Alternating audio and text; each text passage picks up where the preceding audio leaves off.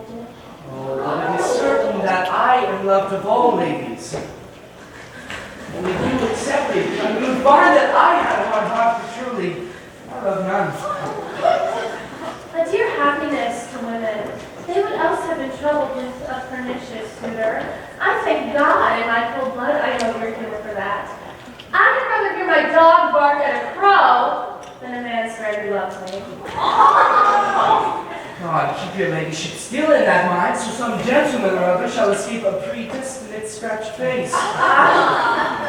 Scratching could not make it worse if it were such a face as yours were. Well, you are a rare parrot, teacher. A bird of my tongue is better than a beast of yours. I would mind horse at the speed of your tongue. But keep it away. I have done. You always end the jade's tricks. I know you look old. That is the sum of all, Leonardo. Senor Claudio, Senor Benedict, my dear friend Leonardo hath invited you all. I tell her we shall stay at least a month. Let me bid you welcome, my lord. Being reconciled to the prince, your brother, I owe you all duty. I thank you.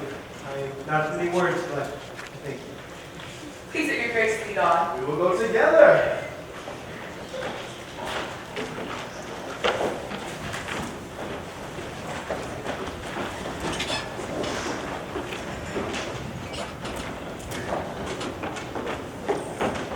Benedict, didst thou note the daughter of Senora Leonardo? I noted her not, but I looked on her. Is she not a modest young lady? You question me as an honest man to do for my simple true judgment? Or do you have me speak after my custom as being a professed tyrant to their sex? No, I pray you speak in sober judgment. In faith, methinks she is too low for a high praise, too brown for a fair praise, and too little for a great praise. Only this commendation I can afford her, that she were other than she is, she were unhandsome. And being no other but as she is, I do not like her. Well, thinkest I am sport, I pray you, tell me how thou truly likest her. Do you buy her? Did you inquire after her? Can the world buy such a jewel? Yea, and a case to put it into. In my eyes, she is the fairest lady I've ever looked I on. can see yet without spectacles, and I see no such matter. There's her cousin. She could not possess with the fury. Beatrice exceeds her as much in beauty as the first to make up the last of December. I hope you have no intent to turn husband. Have you? I would scarce trust myself. Though I had sworn to the contrary, if Hero would be my Has it wife. come to this? Shall I let me see a bachelor of three score again? Oh, look, Pedro's returned to seek you. What secret that held you here that you followed not to Leonardo's? He is in love. With whom? Now that is your grace's point. Mark how short his answer is. With Hero, Leonardo's your daughter. Amen, if you love her, but the lady is very well worthy. Speak this to fetch me in, my lord. By my troth, I speak my thought. And in faith, sir, I spoke And mine. by my two chosen face, my lord, I spoke mine. That I love her, I feel. That she's worthy, I know. That I neither feel how she should be loved, nor know how she should be worthy, is the opinion that fire cannot melt out of me. I will die with at that stake. Thou wast ever an obstinate heretic in the despite of beauty. That a woman conceived me, I thank her. That she brought me up, I likewise give her most humble thanks. But that I will hang my bugle in an invisible vault. All women shall pardon. I will live a bachelor. I will see thee, ere I die, look pale with love. With hunger, with sickness, or with anger, my lord. Love. In time the savage bull doth bear The this savage bull may, but if ever the sensible Benedict bear it, pluck off the bull's horns and set them in my forehead, and let me be so violent, and in such great letters as they write, here you may see good horse for hire. Let them signify under my sign, here you may see Benedict the married man. Ere you flout old ends any further, examine your consciousness. So I leave you. Have we not any sons, my lord? No children but Hero. Dost thou affect her, Claudio? Lord, when you first went onward to this ended action, I looked on her with a soldier's eye, which liked, but had a rougher task at hand than the dry liking to the name of love. Now in return, those war thoughts have left their places empty, and in their rooms come thronging soft and delicate desires, all prompting me how fair young Hero is. Saying I liked her ere I went to war. Now I love her. Thou dost love, fair Hero, cherish it, and I will break with her and with her mother, and she shall be yours. I know we shall have revelry tonight. I will assume thy part in some disguise, and I will tell fair Hero that I am Claudio, and in her bosom I will unclasp my heart, and after to her mother will I break, and in conclusion she shall be thine. In practice, let us put it presently.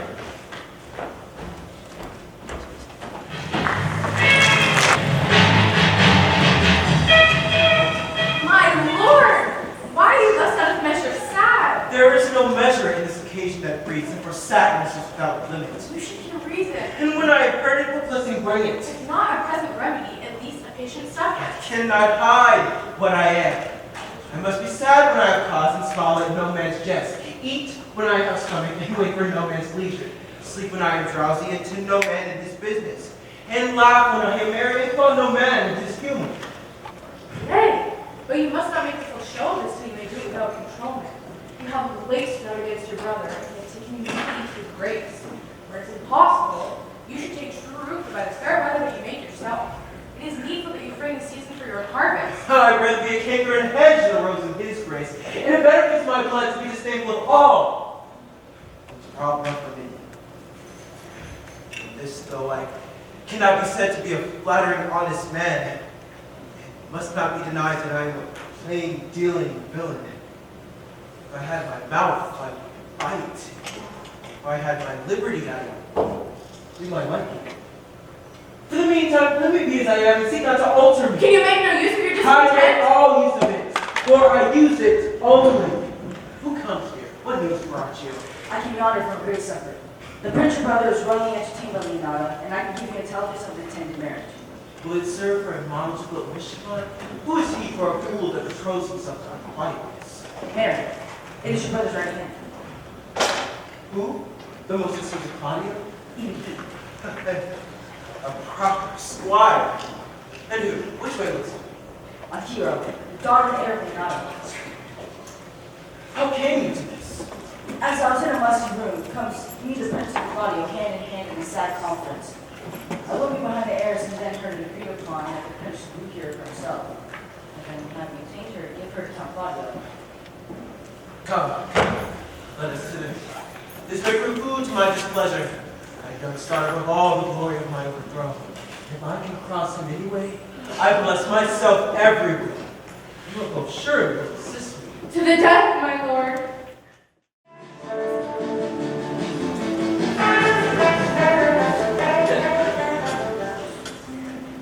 Was not Count John here at supper? I saw him not. How tartly that gentleman looks. I never can see him, but I am heartburned an hour after. He is of a very melancholy disposition. He were an excellent man, but remained just in the midway between him and Benedict. The one is to like an image and says nothing, the other to like my lady's eldest son, evermore tattling. And perhaps Signor Benedict's tongue in Count John's mouth, and half Count John's melancholy in Signor Benedict's face. A good leg and a good foot on, and money enough in his purse. Such a man would win any woman in the world, if he could get her goodwill. I my children, thou wilt never get the husband, if thou be so shrewd with thy tongue. Lady, I cannot endure a husband with a beard on his face. I am not a lie in the woolen. May I husband that hath no beard? And what should I do with him? Dress him in my apparel and make him my waiting gentlewoman? Okay, he that has a beard is more than a youth. And he that hath no beard is less than a man. And he that is more than a youth is not for me. And he that is less than a man, I'm not for him. Well, then go you into hell? No. No, what? To the gate, and there will the devil meet and say, get you to heaven, Beatrice, get you to heaven, here's no place for you maids. So away to St. Peter, he shows me where the bachelors sit, and there we live as merry as the day is long. Well, niece, I trust you'll be ruled by your mother. Yes. Faith, it is my cousin's duty to make courtesy and say, Mother, as it please you. And if for all that, cousin, let her be a handsome maiden, or else make another courtesy and say, Mother, as it please me. Well, niece, I hope to see you one day fitted with a husband. I have a good eye on. I can see a church by daylight. Do you remember what I told you? If the prince who solicited you in that time, you know your answer. Rebels are entering, sister. Make a room. Lady, will you walk about with your friend? Speak low, lady, speak low.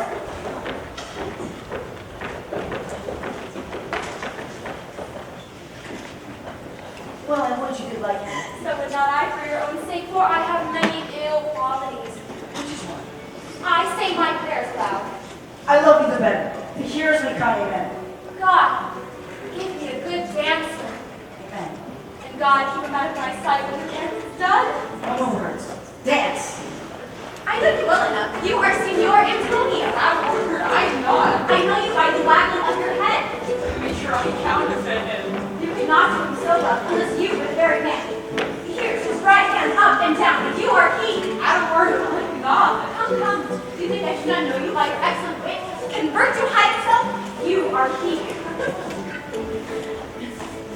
Will you not tell me who told me so? No, you shall pardon me. Nor will you not tell me who you are? Not now. That I was disdainful, and that I had my good wit out of these 100 merry tales. Well, this was Signor Benedict that said so. What's he? I am sure you know him well enough.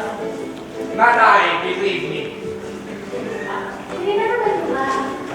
Pray, what is he?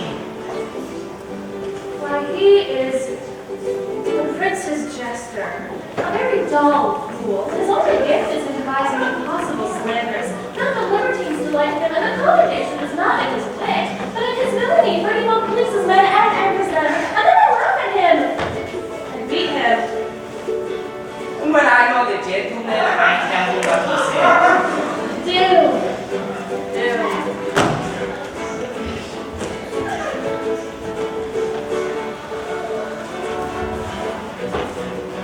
Sure, my brother is a member. Please follow her. And that's fine. You know about there. Are you not Signor Benedict? You know me well, I am he. Senior, you are very near my brother Don Pedro. He is enamored on hero. I pray you display him. He is not equal for his birth. How do you know that he loves her? I heard him swear his affection. So did I too. He swore he would marry her tonight. Come, let us begin. Thus I answer with the name of Benedict. But hear this ill news with the ears of Claudia. 'Tis true, the prince woos for himself. Friendship is constant in all things save for the offices and affairs of love. Therefore, farewell, hero. Come, Claudio. Say, Come. will you go with me? Whither? About your own business, Claudio. Let's have about your hero. I wish him joy of her. Let's spoken like an honest grove here. Did you think the prince would have served you thus? I pray you leave me. Oh, you strike me like the blind man. This is the boy that stole your meat, now you beat the post. It will not be, I will leave you. Alas, poor hurt foul. That my lady Beatrice should know me and not know me. Prince's fool? Well, it might be I go under that title because I am married. Not so reputable. It is the base, so bitter disposition of Beatrice that puts the world into her person and so gives me out. Well, be revenged as I may. Now, senor, where's Claudio? Have you seen him? Well, I found him here, as melancholy as a lodge in a ward. I told him, and I think I told him true, that your grace had got the goodwill of this young lady, but he would have none of it and withdrew. Well, the lady Beatrice hath a quarrel with you. The gentleman that danced with her tonight told her she is much wronged by you. She excused me past the endurance of a block. She told me nothing that I had been myself, that I was the prince's jester. That I was duller than a great gull. She speaks ponderous and every word stabs. If her breath were as terrible as her terminations, there were no living near her. She would infect to the North Star. I would not marry her. Though she were endowed with all that Adam had left before he transgressed. But while she's here, a man may live as quiet in hell as in a sanctuary, and people sin upon purpose because they would go thither. So indeed all disquiet horror and perturbation follows her. Well, here she comes. Will your grace command me any service to the world's end? I will go now on the slightest errand to the antiquities that you can devise to send me on. I will fetch you a toothpick from the furthest inch of Asia, bring you the length of Prester John's foot, fetch you the hair off the great Chan's beard. Have you any ambassadors rather than know 3 words of conference with this harpy? Have you no employment for me? None, but to desire your good company. This I love not. I cannot until my lady come. Come, lady, come. You have lost the heart of Senor Benedict. Indeed, my lord. He lent it me a while, and I gave him good use for it. A double heart for his single one once before he wanted to leave the 12 days. Therefore, your grace may well say I have lost it. Well, you have put him down, lady. You have put him down. So I would not you should do me, my lord, lest I should be the mother of fools. I have brought Count Claudio. You said you see. Well, how now, Count? Wherefore art thou sad? Not sad, my lord. And sick? Neither, my lord. The count is neither sad, nor sick, nor merry, nor well, but civil, count, civil as an orange, and something of that jealous complexion. Lady, I think your blazing to be true, though all be sworn and if his conceit be false. Claudio, here. I have wooed Hero in thy name. She is won, and I have broke with her mother, and her goodwill obtained. Name the day of marriage, and God give thee joy. Count, take with me my daughter with her my fortunes. His grace hath made the match, and all grace say amen to it. Speak now. Is it you? Silence is the most perfect herald of joy. I were but little happy if I could say how much. Lady, as you are mine, I am yours. I give away myself to you and build upon the exchange. Speak, cousin, or if you cannot stop his mouth with a kiss and then let him speak neither. Oh. His faith, lady, you have a merry heart.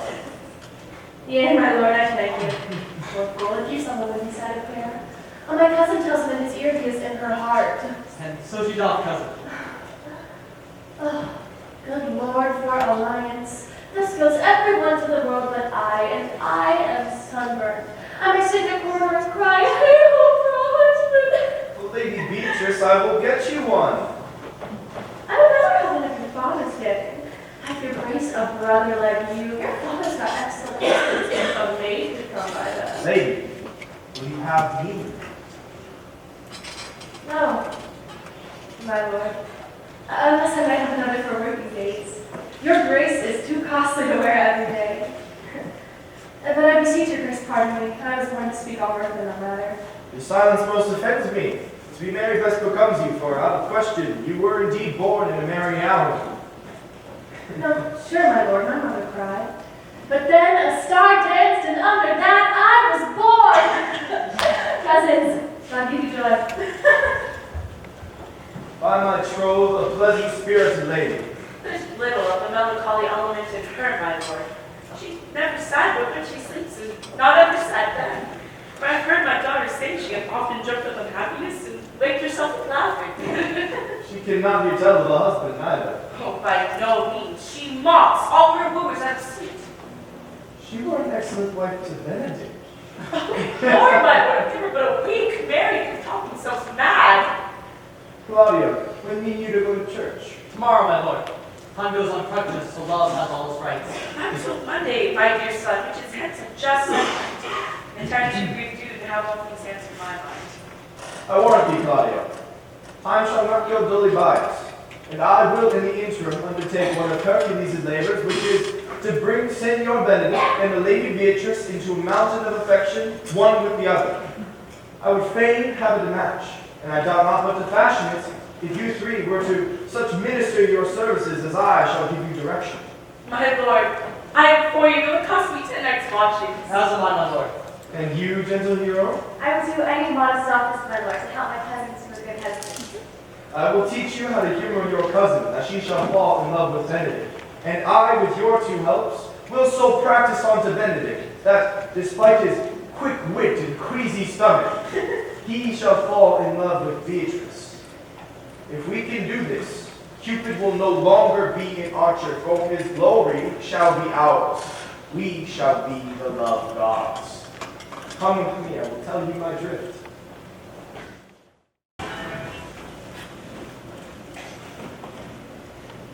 It is so.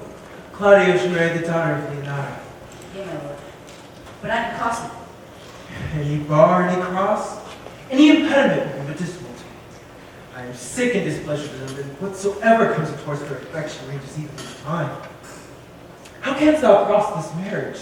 Not honestly, my lord, but so overtly that no dishonesty shall appear in me. Show me briefly how. I think I told your lordship a year since how much I'm in favor of Margaret, the waiting gentlewoman, the hero. I remember. I can, at an unseasonable instant of the night, appoint her to look out at her sister's chamber window. And what life is in that to be the death of this marriage? That poison lies in you to temper.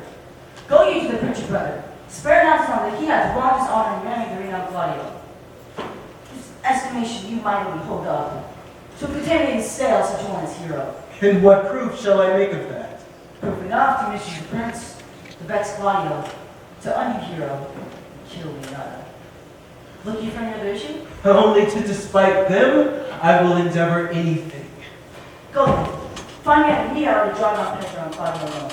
And bring him to see this very night before the intended wedding. In the meantime, I will fashion the matter that hero shall be absent. And there shall be such union of peers disloyalty that jealousy shall become assurance and all the preparation overthrown. And I will put it into practice. Be cunning in the working of this, and thy fee is 1,000 livres. You constantly in accusation, and my cunning shall not shame me. And I will presently go learn the day of marriage. Do much wonder if one man, seeing how much another man is a fool when he dedicates his behaviors to love, will after he hath laughed at such other follies and others, become the argument of his own scorn by falling in love. Such a man is Claudio. I have known there was no music in him but the drum and the fife. I'd rather hear the tabor and the pipe. I've known when he walked 10 miles afoot to see a good armor. Now he lied 10 nights away carving the fashion of a new doublet. He was wont to speak plain and to purpose, like an honest man and a soldier. And now he's turned orthography. Just so many strange dishes. May I be converted and see with these eyes? I cannot tell, but I think not. I will not be sworn, but love may transform me to an oyster. But I will take my oath on it till you have made an oyster, and you shall never make me such a fool. One woman is fair, yet I am well. Another is wise, yet I am well. Another is virtuous, yet I am well. Until all graces be in one woman shall not come in my grace. Rich shall she be, that's certain. Wise or I'll none. Virtuous or I'll never cheapen her. Fair or I'll never look on her. Mild, or come not near her. Noble, or not I for an angel. Of good discourse, an excellent musician, and her hair shall be whatever color pleases God. Here comes the prince and Monsieur Love. I will hide me in the changing room.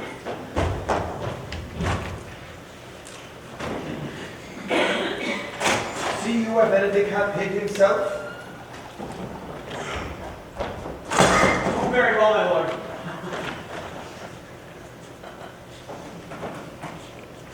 Signora Leonata, what was it you told me of today? That your niece Beatrice was in love with Senor Benedict? I did never think that lady would love any man. No, nor I neither, but it looks wonderful she should so dote on Signor Benedict, whom she hath in all outward behavior seemed ever to abhor. Is it possible? Sits the wind in that corner? By my troth, my lord, I cannot tell what to think of it. That she loves him with an enraged affection. Well, maybe she doth but counterfeit. Likely enough. God, counterfeit. There was never counterfeit of passion. Keeps so near the life of passion as she is. Why? What effects of passion shows she? Beat the hook well, this fish will bite. What effects, my lord? You heard my daughter tell me how. You did indeed.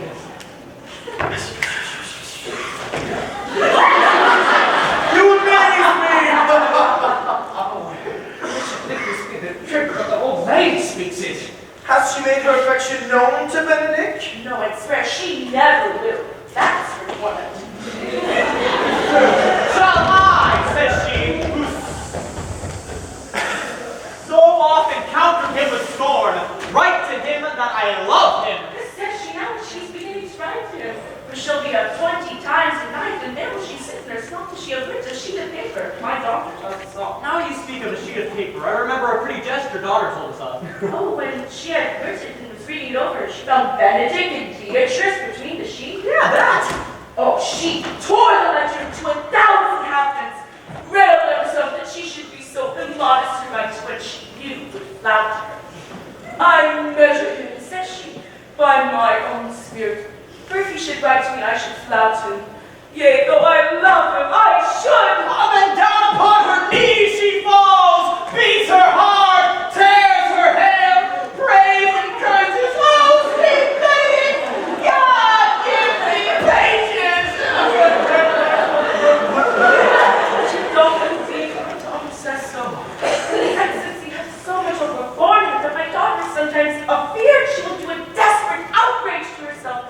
It is very true.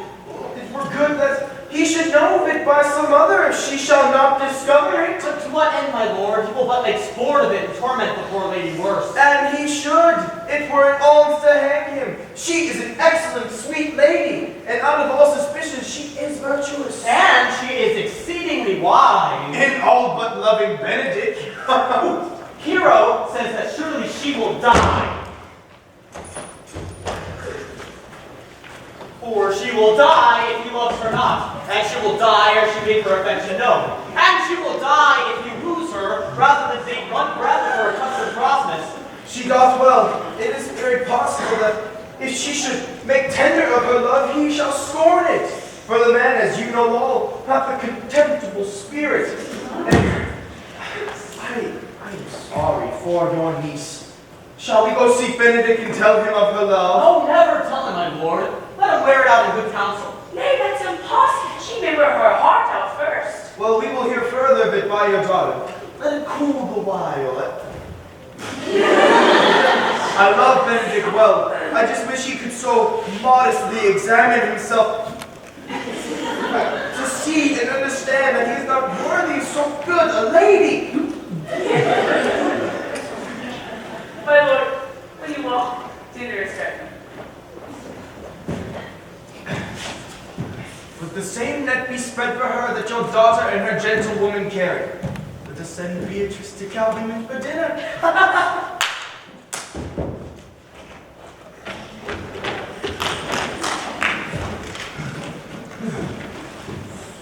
This can be no trick. The conference was sadly born. They have the truth of it from Hero. It seems her affections have their full bent. Of me?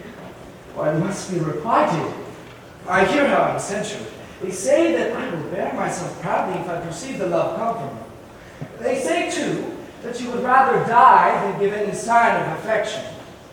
I must not seem proud. Happy are they that hear their detractions and can put them to mend. They say the lady is fair. It is the truth. I can bear them witness. And virtuous. She's so. I cannot reprove it. And wise, but for loving me? Why, it is no addition to her wit, nor no great argument of her folly, for I will be horribly in love with her. I may chance have some odd quirks and remnants of me because I've railed so long against marriage. Cannot the appetite alter? They say a man loves meat in his youth that he cannot endure in his age. Shall quips and sentences in these paper bullets of the brain awe a man from the career of his humor? No, the world should be peopled. When I said I would die a bachelor, I did not think I should live till I were married. Here comes Beatrice. See, she's a fair lady. You spies and want to love her. Against my will, I am sent to bid you come in to dinner. Fair Beatrice! I thank you for your pains. I took no more pains for those thanks than you take pains to thank me. If it had been painful, I would not have come. You take pleasure in the message, then? Yes, senor. Just so much as you may take upon a knife's point and choke a doll withal. You have no stomach, senor? Very well.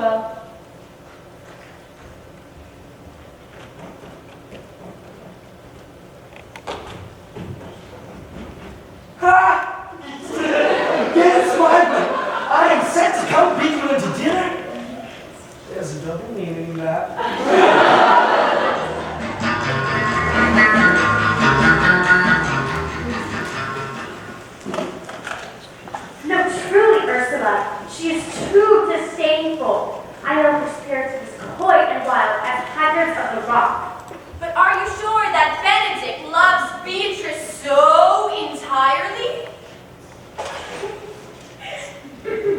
So says the prince, and my betrothed lord. And did they bid you tell her of it, madam? Well,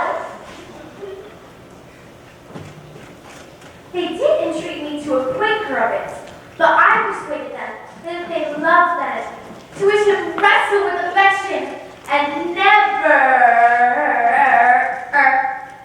to let Beatrice know of it. Why did you so?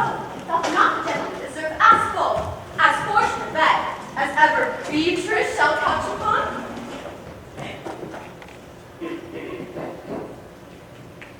Oh God, the love! I know he does deserve it.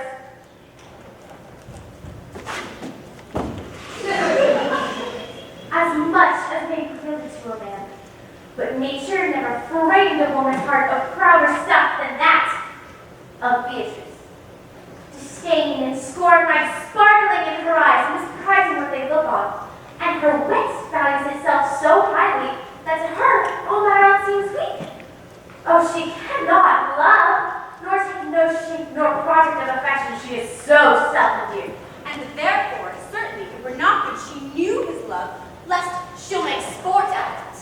Oh, and who would dare tell her so? If I should speak, she would mock me into air. She would laugh me out of myself, press me to death with wit. So therefore, let Benedict, like covered fire, consume away in sighs, waste inwardly. It were a better death than die with moss, which is as bad as die with tickling. Yet tell her of it. Hear what she will say. No, rather I will go to Benedict and counsel him to fight against his passion. Oh, do not do your cousin such a wrong. She cannot be so much without true judgment, having so served an excellent wit as she is prized to have, as to refuse so rare a gentleman as Signor Benedict. He is the only man of Italy, always excepting my dear Claudio. Indeed, he hath an excellent good name. Will you marry, madam? Why, tomorrow? Come, go in. I'll show you some attires and have thy counsel, which is the best to furnish me tomorrow. She is caught, my lady. If it proves so, then loving goes by halves. Some Cupid kills with arrows, and some with traps.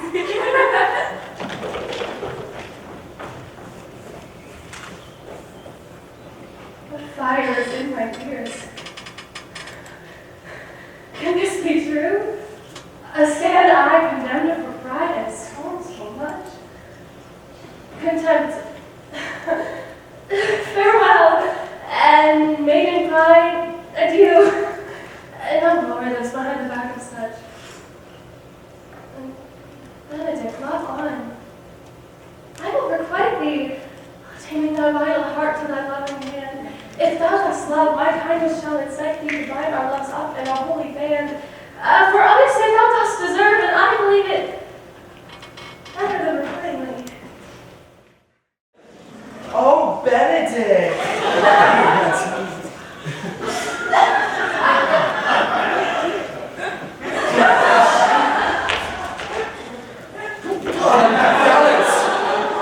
I have been.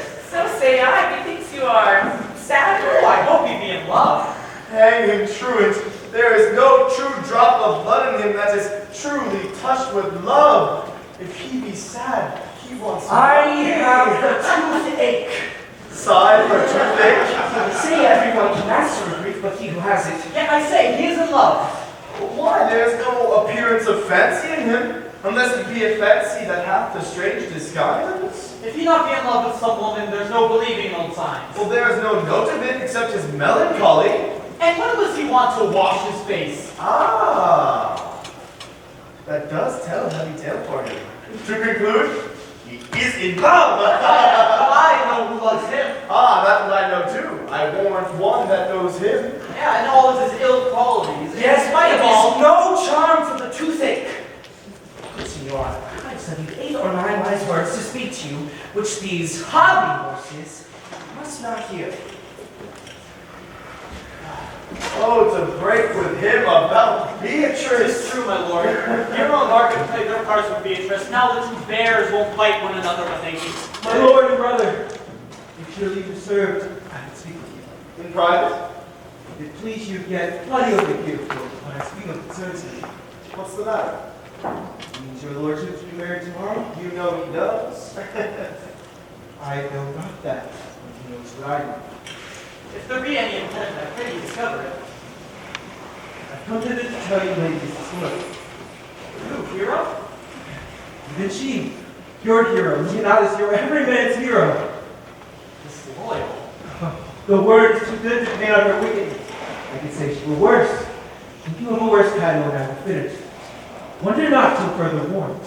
Go but with me tonight, and you shall see her chamber entered, even the night before her wedding. And if you love her then, tomorrow wed her. But it would better fit your honor to change your mind. May this be so. I will not think of it. You dare not trust that you see, confess not that you know. And if you follow me, I will show you enough. When you have heard more and seen more, proceed accordingly. I see any reason tonight why I should not marry her. Then if they are in the congregation where I should wed her, there I will shame her. And as I have wooed for thee to obtain her, I will join thee to shame her. And I will disparage her no further, you are my witness. Bear it coldly till midnight, and let the issue show itself. O day untowardly turned. Oh, mischief strangely thwarted. O plague right well prevented. So you will say that you have seen the sequel.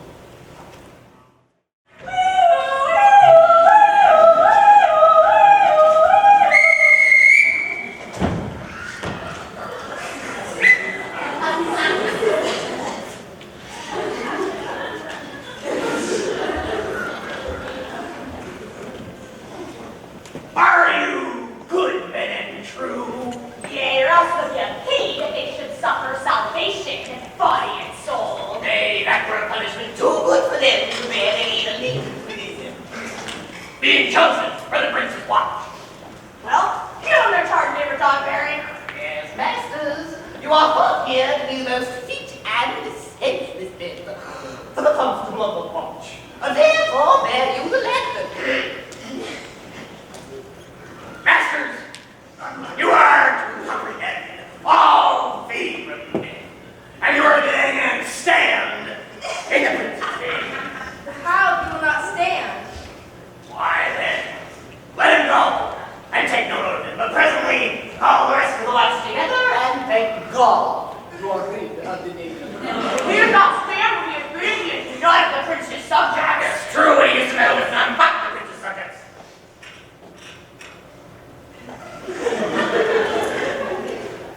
You are also to make no noise in the streets, for to talk and to battle is most tolerable and will not be endured. We will rather sleep than talk. I cannot see how sleeping should offend. Only have care that your bills not be stolen. You are also to call all the alehouses and bid those that are drunk get them to bed. How if they will not?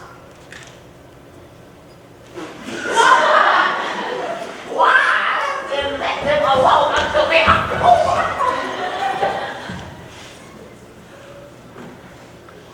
If they make you not bend to their answer, you may say they are not the men you took them for. Well, sir. Should you take a thief, you may, by virtue of your office, suspect him to be no true man indeed. And with such kinds of men, the less you meddle or make with them, why, the more your honesty. If we know he's thief, shall we not lay hands on him? Truly, by virtue of your office, you see, but I think that touch pitch, which will be defiled. The most peaceful way for you, should you take a thief, is to let him show himself what he is, and steal out of your house. You always have been a merciful man. Partner? Truly, I would not hang a dog by my will. Much more a man with any honesty within him. If you hear a child cry in the night, you must call the nurse and bid her to still it. How if the nurse be asleep and will not hear us? Why then let the child wake up with crying, for that you who will not hear a sheep when it baa's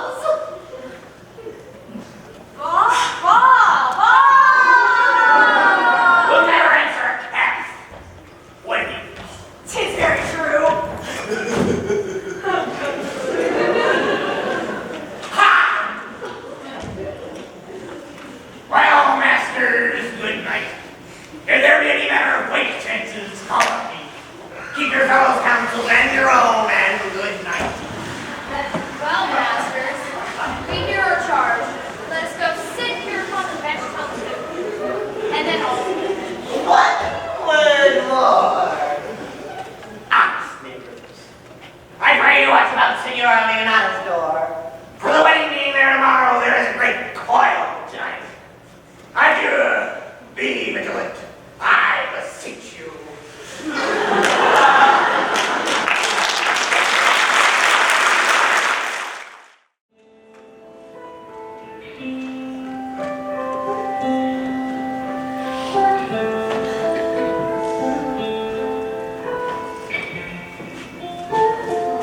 Hero!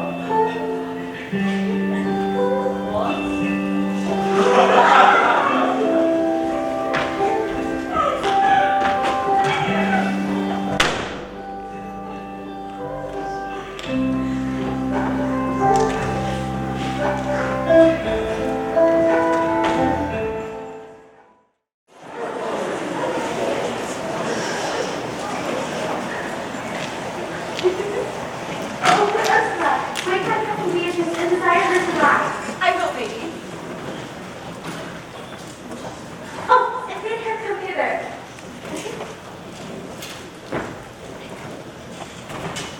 Oh, I think the other was better. No, pray, good Meg, I want this. By my troth. It's not so good, and I warrant your cousin will say so. My cousin is a fool, and thou art another. I wear none but this. It is a fine gown, faith. I saw the Duchess of Milan's gown that they praise so. Oh, that exceeds, they say. By my troth, it is but a nightgown in the sex of yours. Cloth of golden cuts, laced with silver, set with pearls, down sleeve, side sleeve, round underboard with a blush tinsel. But for a fine, quaint, elegant, graceful fashion, yours is worth 10 of it. God give me joy to wear it, for my heart is exceeding heavy. Will be heavier soon by the weight of a man. Good morrow, cuz. Good morrow, cousin Hero. Why, how now? Do you speak in these sick too? I am out of all other food, methinks. 'Tis almost 5 o'clock, cousin. 'Tis time you were ready. But I feel I am exceeding ill. Madam, withdraw. The Prince, the Count, Signor Benedict, Don John, and all the gowns of the town are to fetch you to church. How to dress me, good cuz, good Meg, good Ursula. What? Conrad? Please, stir not. Conrad, I say! Here, Ben, I am at thy elbow. Master, my elbow itch. Stand thee close, then I will just have out. Preachers in the rain. And I will like a true drunkard of all the week. So treason, master, stay close. No, I have of Don John 1,000 years. Is it possible that any villainy should be so dear? Thou shouldst rather ask if it is possible any divinity we should be so rich. For in rich villains even poor ones before one can make what price they little. What about it? I wonder how it is. Well, This time at Houston? no, just living in the house. Last night at Blue Market, the lady she was gentleman by the name of Hero. She bids me 1,000 times for madness. Tell this tale play. I should first tell you how the Prince and Claudio and the master, planted and placed and possessed by my master John Philip, sought this end of the world. And thought that Margaret was hero? 2 of them did, the Prince and Claudio, but definitely my master knew she was Margaret. And partly by his oath which first possessed them, partly by the dark night which did deceive them, and chiefly by my villainy, which did confirm any slander Don John made. Away went Claudio Reach, swore he would meet her after he was appointed next morning at the temple. And there, before the whole congregation, shamed her when he saw her overnight, and sent her home again without a husband. Return to the Prince today! Follow the right master possible. We have here recovered the most dangerous piece of lechery that ever was known in the Commonwealth. Masters! Masters! You suffer, weren't you? Masters! Never speak, we charge you. Let us obey you, go with us. I like to prove a goodly commodity, being taken up by these men's bills. Oh, come on, you question I warrant you. Come, we'll obey you.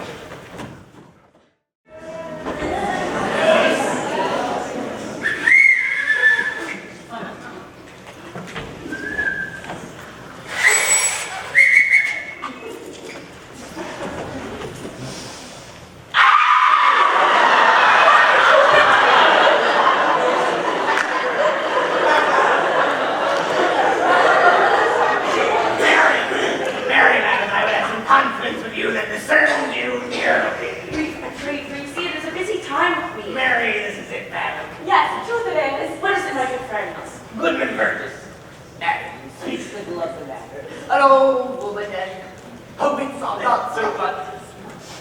God help, I don't desire they were. But in faith honest as the skin between her brows.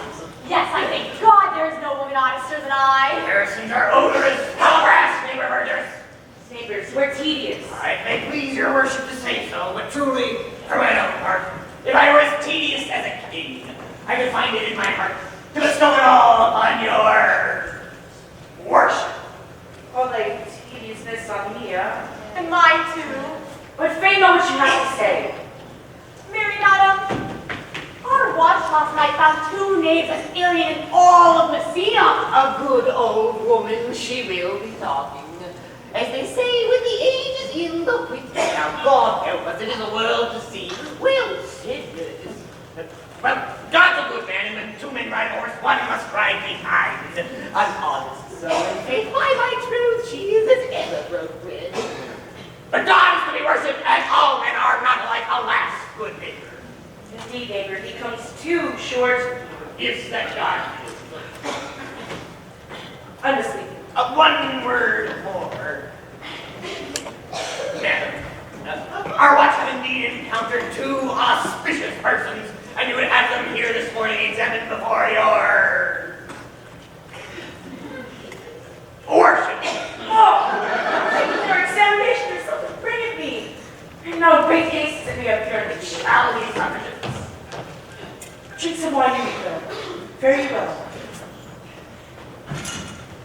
My lady, they state for you to give your daughter away to her husband. I'll wait upon them. I am ready. Go, good partner, and get you to Francis C. Cole. Bid him bring his pen and inkhorn to the jail, for we are now to examination these men. We must do it wisely. We shall spare for no one, I warrant you.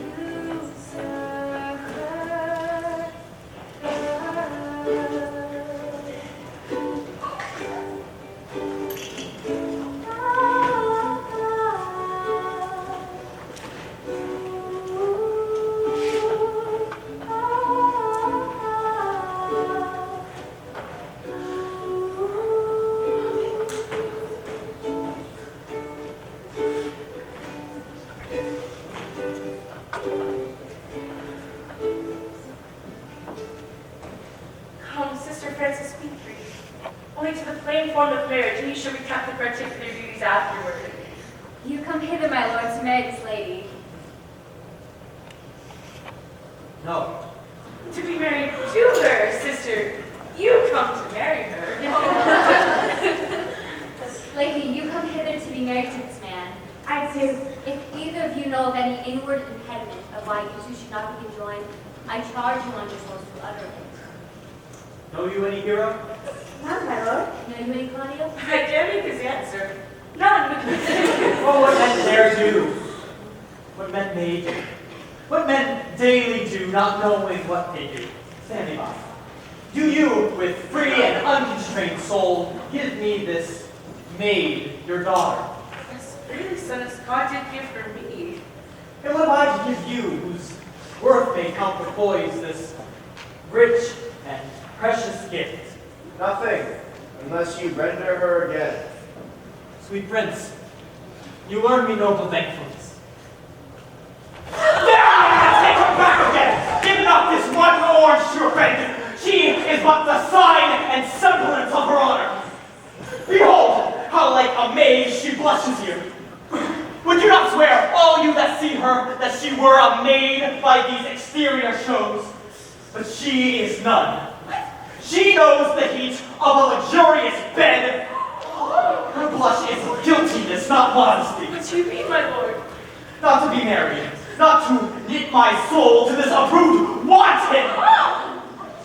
My lord, if you and your own group have vanquished the resistance of her youth and made defeat of her... Oh, I know what you would say. If you didn't know her, you would say how she did embrace me as a husband, and so extenuate beforehand sin. No, Leonardo, I never tempted her with words too wise, but as a brother to her sister, shown bashful sincerity and comely love. It seemed I ever otherwise to you. You seemed to me as Diane in her orb, as chaste as the bud ere it be blown.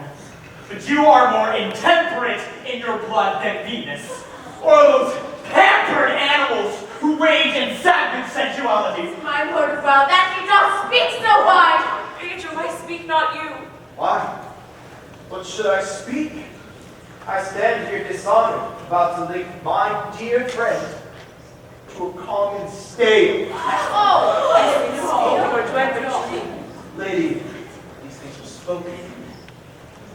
True. Oh my God. Leonardo, stand idly. Is this the prince? Is this the prince's brother? Is this face heroes? Are our eyes our own? This is somewhat of this, my lord. Let me move but one question to your daughter, and with that motherly and kindly power that you had in her, bid her answer truthfully.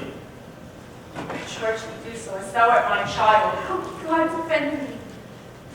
What man was it that talked to you last night betwixt 12 and 1? If you are a maid, you will answer this. I spoke with no man in that hour, my lord. Then you are no maiden.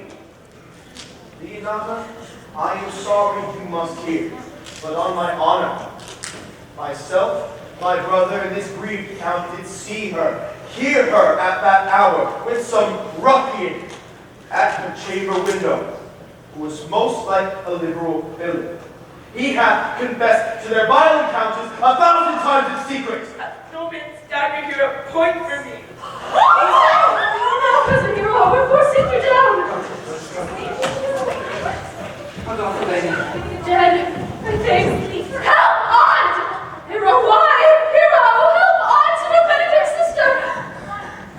Oh, fate, take not away thy heavy hand. Death is the fairest cover for her shame that may be wished for. Dost thou look up? Yea, wherefore should she not? Wherefore? Why doth not every earthly thing cry shame upon her? Could she here deny the story that is printed in her blood? Do not live! Do not open thine eyes! For did I think thou wouldst not quickly die? Thy spirits were stronger than thy shame. For so would I reborn of reproach to strike with thy life. I have but one child eyes and unfrugal nature's brain. Oh, one too much by me. Why had I one? Why ever was thou lovely in my eyes? Why had I not with charitable hand taken on a beggar's issue on my gates? Whose much less of earth than me, I might have said no pardon is mine, but this shame derives itself from unknown loins. But mine, and mine I love, and mine I praise, and mine that I was proud on, so much that I myself was to myself not mine, valuing of her. Oh, she has fallen to a pit of it, and the white sea hath dropped too few to wash her clean again. So too little a tree season get your foul, tainted flesh. Lady, be patient. For my part, I'm so tired, I know not what to say. On my soul, my cousin is belied. Lady, were you her bedfellow last night? No, truly not. Although until last night I had this 12th month and her bedfellow. With the two princes lying, Claudio lying, loved her so, speaking of her foulness, washed it with tears, let her die. Hear me a little. Call me a fool, trust not my age nor my reverence. If this sweet lady lie not guiltiness under some biting error. Sister, do not me. She not denies it. My seek is of that to cover with excuse that which appears in proper nakedness. Lady, what man can you accuse of? They know that to accuse me. I know not. If I know more than that which great modesty doth worth, then all my sins like mercy. Mother, who knew that I converse with any man at hours unmeet, and that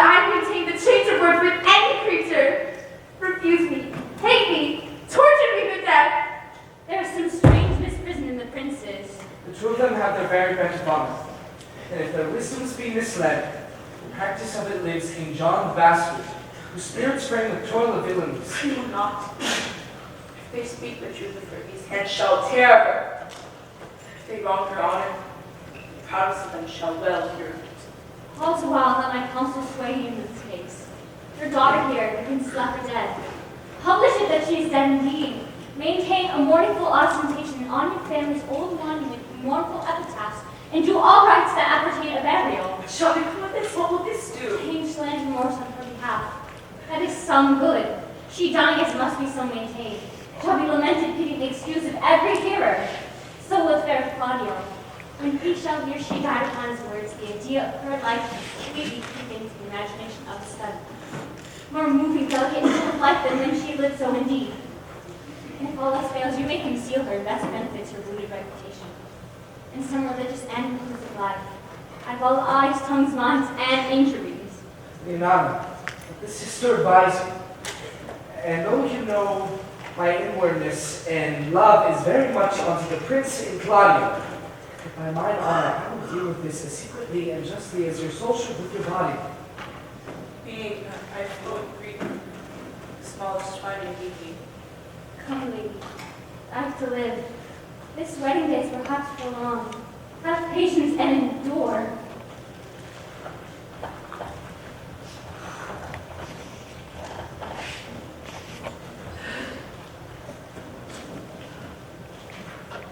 Lady Beatrice, have you wept all this while? Yea. And I will reap over I longer. do not desire that. You have no reason to think freely. Surely I do believe your fair cousin is wronged. How much might the man deserve of me that would right her? Is there any way to show such friendship? A very even way, but no such friend. May a man do it. It is a man's office, but not yours. I do love nothing in the world so well as you. Is not that strange?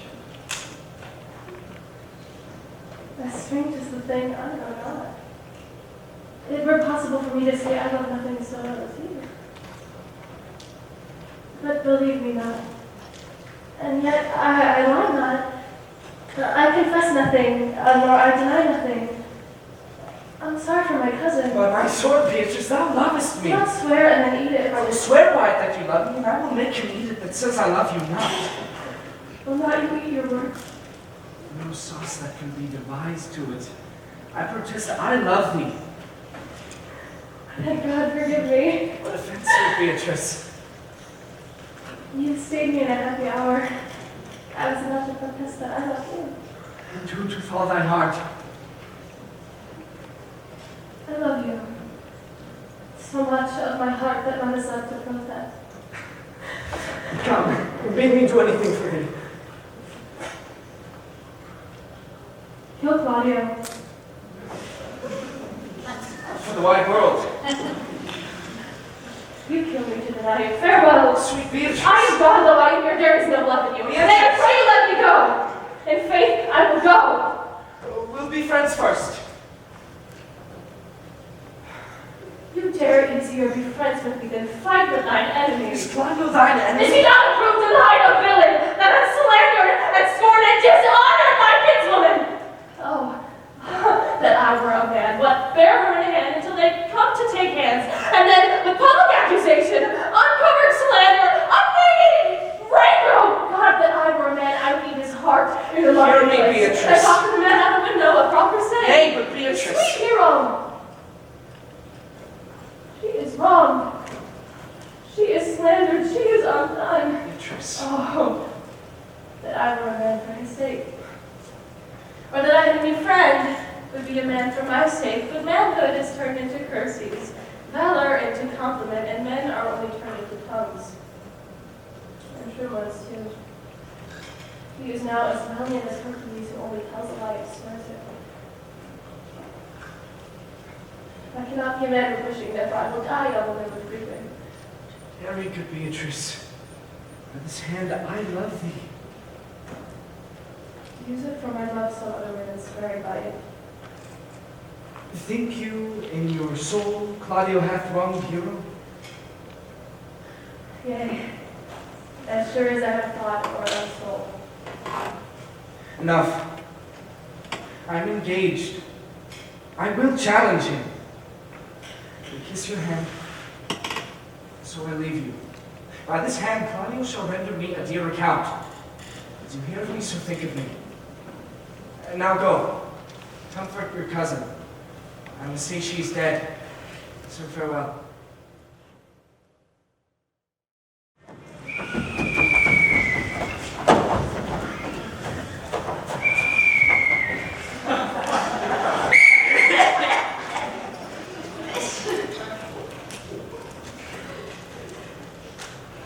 Is our whole assembly up here?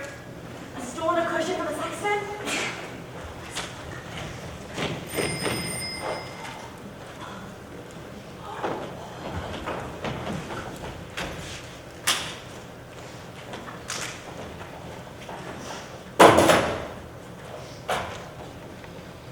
Which be the malefactors? Mary Lamont. And my partner. They have certainly an exhibition to examine. But which are the offenders that are to be examined? Let them come before Master Constable. Hey, Mary, I couldn't come before me. What is your name, friend? Braccio. Okay, pray you write down Baraccio. And yours, Sarah. I'm a lady, sir, and my name is Conrad. Okay, all right, write down Master Lady Conrad. Masters, you serve God. Yes, sir. We hope. Okay, so write down that they both they serve God. And write down first, for God defend! But God should go before such villains. Masters, it is already proven that you are a little better than false names. How are you enter for yourselves? Married, sir. You say we are none. Okay, a marvelous witty fellow, I assure you. But I will go about with him. Come you hither, sir, a word in your ear. Sir, I say to you, it is stop, that you are false names. Sir, I say to you are none. Oh, wait, stand aside, poor God, they are both in a jail. Have you done that they are none? Master Constable, go not the way to examine. You must call forth the watch. Who are their accusers? Yea, Mary, that's the gentlest way. Masters, I heard you, in the prince's name, accuse me. This man said, sir, that John, the prince's brother, was the villain. All right, so right now, the prince's brother. Why is it like perjury to call prince's brother villain? Master Constable. Crazy fellow, he's not like that. Look, I promise you. What heard you say else? Mary, that he received 1,000 liras of Don John for accusing the lady hero wrongfully. Flat burglary as ever was committed. Yea, by the masses that it is! What else, fella? And that Count Claudio did mean upon his words to disgrace her before the whole assembly and not marry her. Oh, villain! That will be condemned to everlasting redemption for this. And this is more, masters, than you can deny. Prince John was this early secretly stolen away. Hero was in this manner accused, in this manner refused, and upon the grief suddenly died. Master Constable, let these men be bound and brought to Leonatus. I will go before and show her their examination. Let them be a idiot. Let that be in the hand. Okay, so right. God's my life, where's the sexton? Let him write down the prince's officer's foxhole. Find them, thou naughty varlet. You're an ass! You're an ass!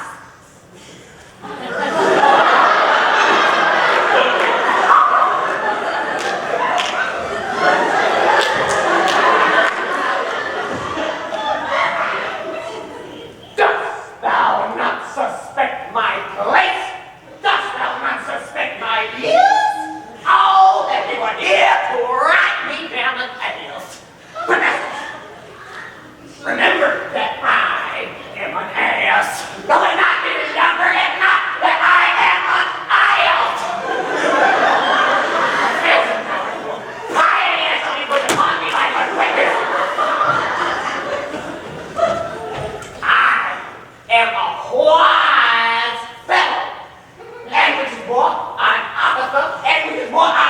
hope the heavens is why I pray to be the place, and I am a traitor! And one who knows the law will too, and an original fellow will too, and one who has lost it! And one who has 2 gowns, and everything handsome about him. Bring them away home, that I have been ripped down the tails. If you go on thus, you will kill yourself. And 'tis not wisdom thus to set grief against himself. I pray thee cease thy counsel, which falls into my ears as promptness as water is. Do not me counsel, and let no comforter delight my ear. Such a one whose wrongs do suit with mine. Bearing from men from children nothing different. I pray thee peace, will be flesh and blood. There is never yet a philosopher that can endure the Tuesday patiently. Over they have reconciled God to made a push at chancing sufferance. Yet bend not all the harm upon yourself. Make those that do offend you suffer too. There must be this reason. Yea, I will do so. My soul doth tell me herewith belied, and that shall body know. So shall the prince and all of them who thus dishonor her. Here come the Prince and Claudio hastily. Good morning and love for you. Hear you, my lord. We have some haste, Leonata. Some haste, my lord, will fare you well. Are you so hasty now? Will all this one? Nay, do not quarrel with us, good old woman. If she could right herself with quarreling, some of us would lie low. Who wrongs her? No, Claudio, thou hast so wronged mine innocent child and me.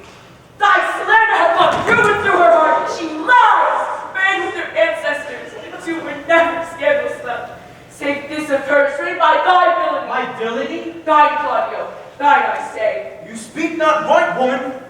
Lord, my lord, I'll prove it on his body if he dare. Despite his nice friends and active practice, his May of youth and bloom of lustly Away! I will not have to do with you.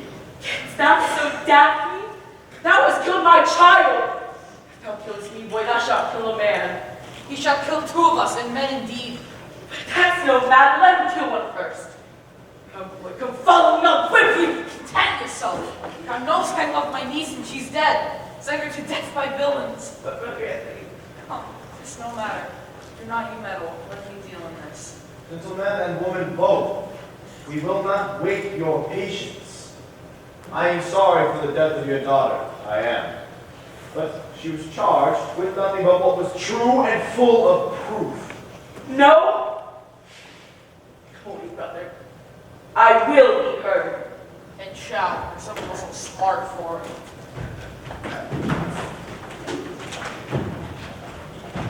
See, here comes the man we went to seek. Good senor, what news? Good day, my lord. Welcome, senor. You are almost come apart, almost afraid. We'd like to have our 2 noses snapped off by old men without teeth.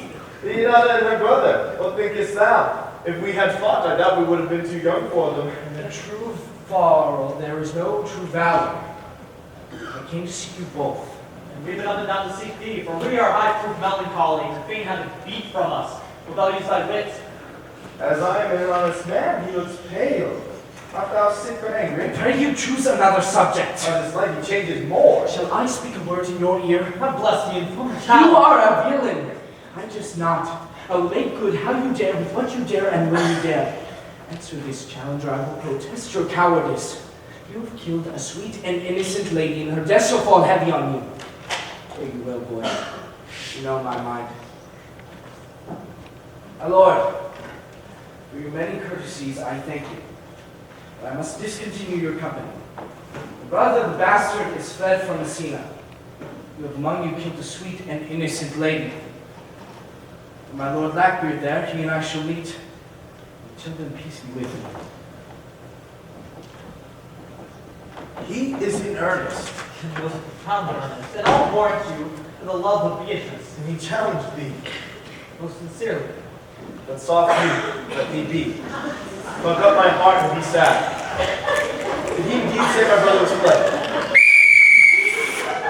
Come you, sir, justice cannot tame you. She shall never weigh more reasons in her balance. And you, being a cursing hypocrite once, you must be looked to. 2 of my brother's men bound for Ranchio 1. Hearken up to their offense, my lord. Officers, what offense have these men done? Merely, sir, they have been in false report. Moreover, they have spoken untruth. Secondarily, they are slanderers, and to conclude, they are lying knaves. Thirdly, they have erred unjustly in sixth, and lastly, they have belied a lady. First, I ask, what have they done? Third, I ask, what is their offense? Sixth and last, I ask, why are they committed? And in conclusion, I ask, what you lay their charge? Who do you offend, masters, that you're thus bound to your answer? This learned constable is too cunning to be understood. Who do you offend? I have deceived you in your very eyes. What your wisdom could not discover, these shallow fools have brought to light. Whoever heard me confess to this woman. I am assessment of John assessment, the slander of the Lady Hero. I disgraced her when you should marry her. My villainy they have upon record, and I'd rather seal it with my death than repeat over to my shame. The lady's dead upon my master's false accusation. Briefly, I desire nothing but the reward of a villain. Is not this speech like iron through your blood? And from poison while he uttered it. And my brother set thee on to this. Dead, and paid me richly for the practice of it. He is composed of treachery. He has fled upon this villainy. Fair hero, now thy image doth appear in the rare semblance that I loved at first. Come, bring away the plaintiffs. By this time our sexton hath reformed Signora Leonata of the matter. And masters, remember to specify when time and place shall serve that I am an ass. You're about to see the sexton too! Which is the villain? Let me see his eyes! Which of these is he? If you know no longer, look on me. Thou the slave that with thy breath hast killed my innocent child? Tyrone. No, not so, villain, thou beliest thyself. Here stand a pair of honorable men, a third is fled that hath the hand in it. I thank you, princess, for my daughter's death. Record it with your high and worthy deeds. 'Twas very done if you think of it. I know not how to pray your patience, yet I must speak. Choose your revenge yourself. Impose me to what penance your invention can lay on my sin, yet sin I not, but in mistaken. By my soul nor I. And yet to please you, I would bend under any heavy weight that you shall enjoin me to. Not bid you bid my daughter live, that were impossible. But I pray you both possess the people in Messina here how innocent she died.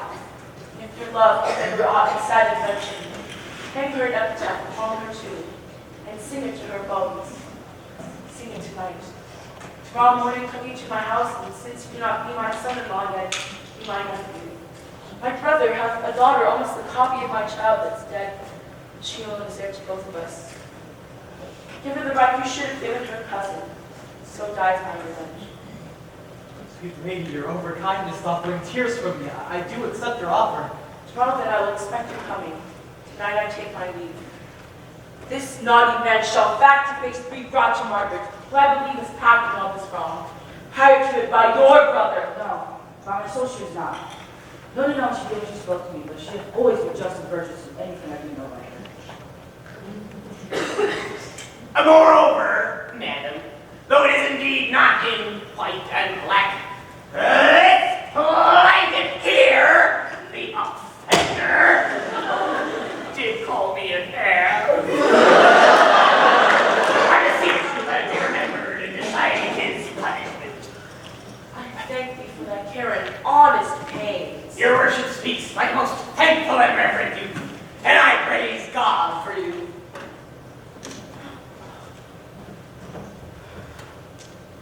There's for thy pains. Ah, God save the foundation.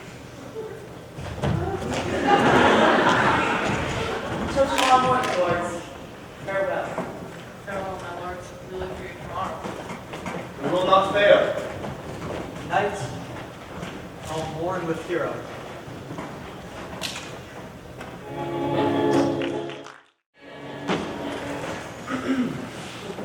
The gatherer, it's in to burn.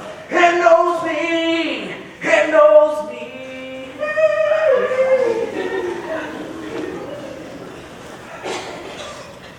Cannot show the rhyme. I've tried. I can find no rhyme to lady, the baby. an innocent rhyme. For scorn, horn, a hard rhyme. For school, fool, a babbling rhyme. Very ominous endings.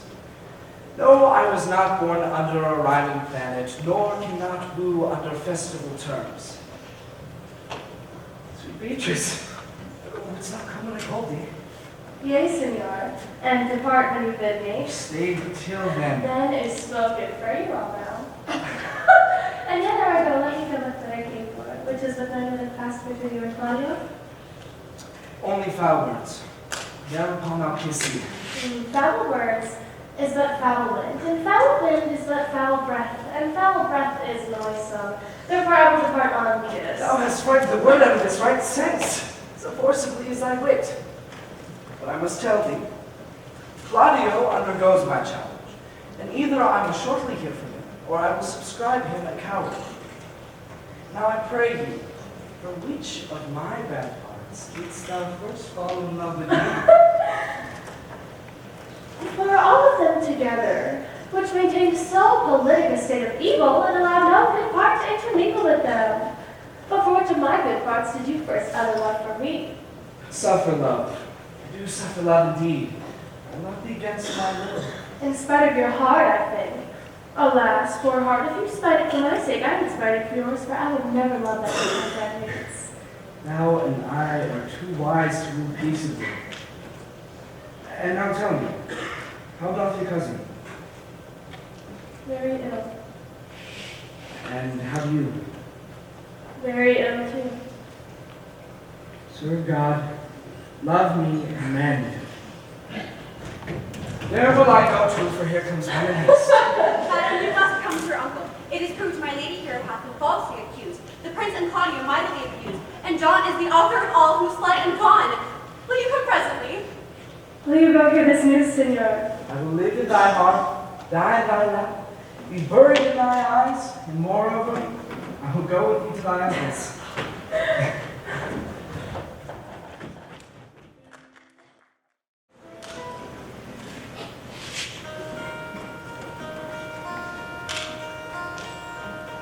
Is this the monument of Senor Leonardo?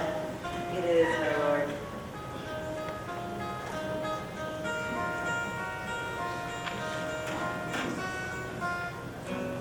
Done to death by slanderous tongues was the hero that here lies. Death in burden of her wrongs gives her fame which never dies. So the life that died with shame lives on in death in glorious fame. Hang thou here upon thy tomb, praising her when I am done.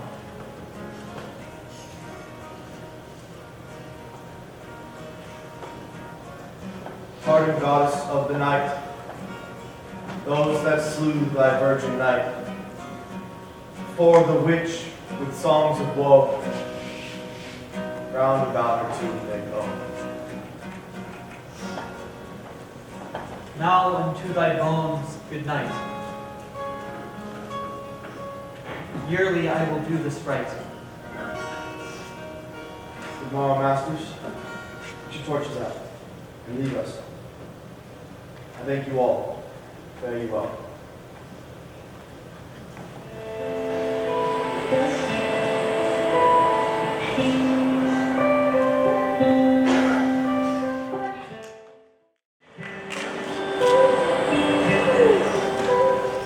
Did I tell you not she was innocent? So was the princely Claudio who accused her upon the air that she originated. But Margaret was in some fault for this, though against her will, as it appears in the true course of all the question. Well, I must have it all things so well. And so am I. Else being enforced by faith, to call you and Claudio to a reckoning for it. So Claudio promised by this hour to visit me. You know your office, brother. You must be father to your sister's daughter. Give her to young Claudio. Which I will do if you bring down this. Sister, I must entreat your pains, I think. Did you what, senor? To bind me, or undo me. One of them. Signor Leonato, Truth it is, good Senora, that your niece regards me with an eye of favor, And I might talk about her.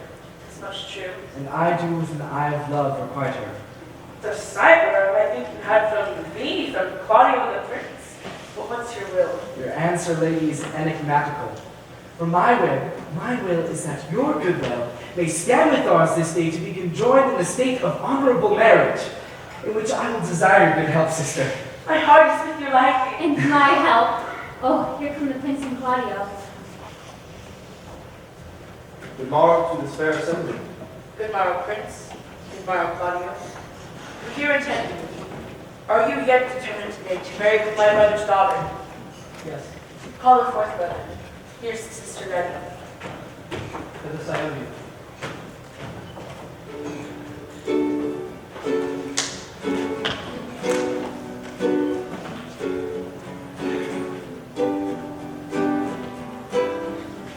Here come the other regiments now.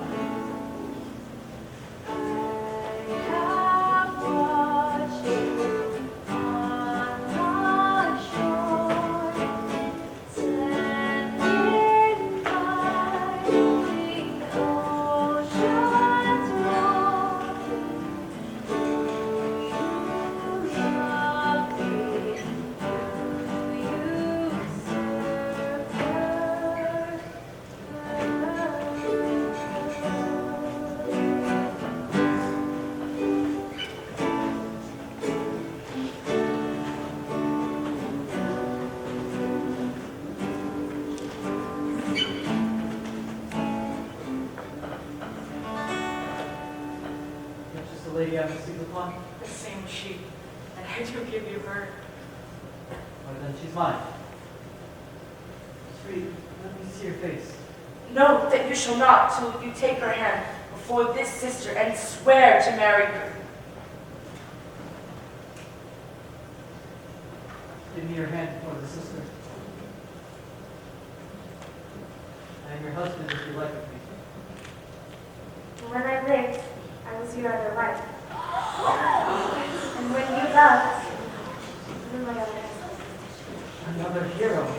Nothing certain. One hero died of fire, but I do live. And surely, as I live, I am a maid. The former hero, the hero that was dead. She died, my lord, but while her slander lived. All this amazement cannot qualify under the holy rites ended. I'll tell you largely the tale of fair hero's death. In the meantime, let wonder seem familiar. Sister, which is Beatrice. I answer to that name. What is your will? Do not you love me? Why, no. No more than reason. Why then your aunt, the prince, and Claudio have been deceived, for they swore that you did. Do not you love me? Well, no more than reason. Why then my cousin, Margaret, and Ursula are much deceived, for they swore you did. They swore that you were almost sick for me. They swore that you were well nigh dead for There's me. no such matter. Then you do not love me. No, truly not, but in friendly recompense. Come, cousin, I am sure you love the gentleman. And I'll be sworn upon it, for here is a letter written in his hand, a halting sonnet of his own pure brain, fashioned to Beatrice. And here's another, written in my cousin's hand, stolen from her pocket, containing her affection unto Benedict.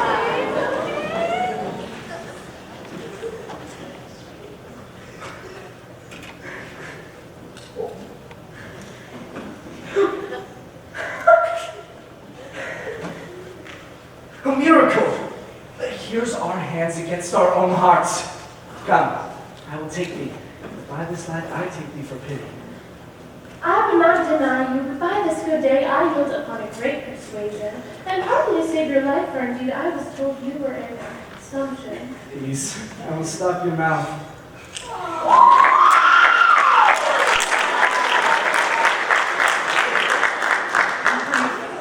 Since I do purpose to marry, I will think nothing to any purpose that the world can say against it. Therefore, never flatter me for what I have said against it. For man is a giddy thing, and this is my conclusion. For thy part, Claudia, I did think to have beaten thee, but in that thou art like to be my kinsman, live unbruised, and love my cousin. Come, we are friends.